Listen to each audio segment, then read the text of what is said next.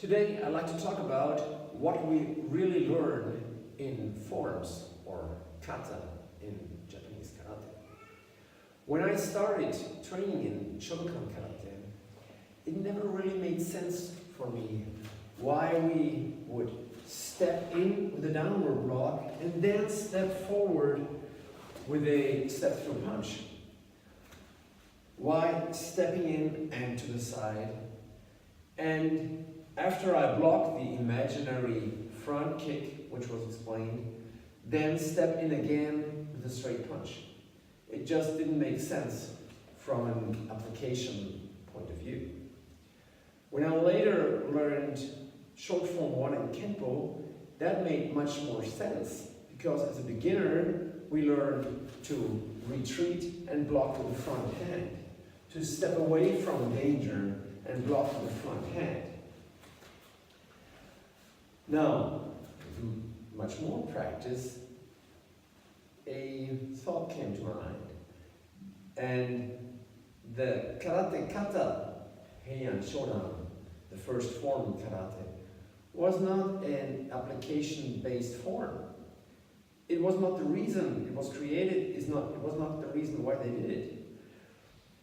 Funakoshi Sensei, the founder of modern karate, said, "The highest aim in karate is not victory or defeat, but perfection of somebody's character."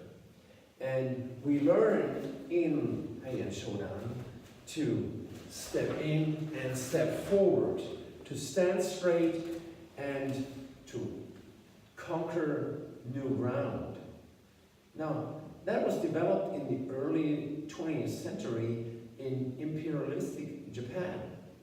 So they didn't want to have young people that retreat and block. They wanted to have soldiers who go forward and attack. And maybe that was the reason for development of these forms, to go forward, to conquer ground, to never retreat. And that develops a different mentality than stepping back and block. In Kenpo, we learn to step forward with a block and to attack while stepping forward in short form 2. And when we look at it, short form 2 is comes closest to Karate-Kata by rhythm, by way of moving, as opposed to stepping back and blocking in short 1, or step back, block and punch in long 1. The upper Kenpo forms are technique and application based, and there we don't practice go forward and stand in Kenpo forms like that. We have it at the beginning of short and long form 3, where we do this move, which we find the same move where this originates from in Kata Basai, which is a very commonly practiced Karate-Kata, and Basai means to penetrate a fortress. And in Shotokan, it is being expected from a candidate for first degree black belt to have practiced this form 5,000 times. When you practice this form 5,000 times, you develop a different mentality, a mentality of going in, of penetrating. And one of the key moves in Basai is stepping in like that. Another key move at the end of the form in the other direction is this, which is being repeated 3 times.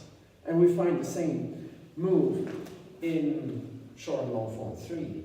In Basai, we learn this is a double attack as an application, which should be blocked like that maybe.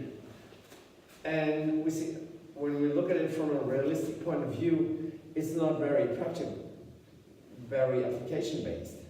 While maybe Mr. Parker took this move and thought, okay, what can we use with this? And we do it for a 2-handed lapel grab, and we got destructive twins as the same beginning move.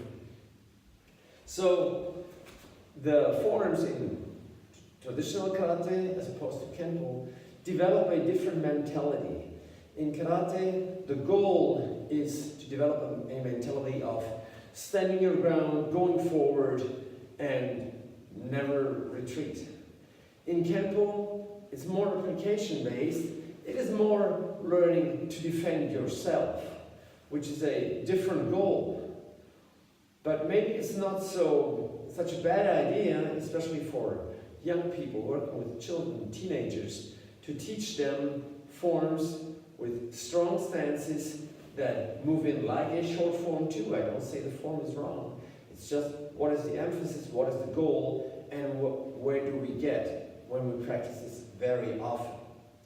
That was just an idea on the different mentality of the forms. I hope it helps.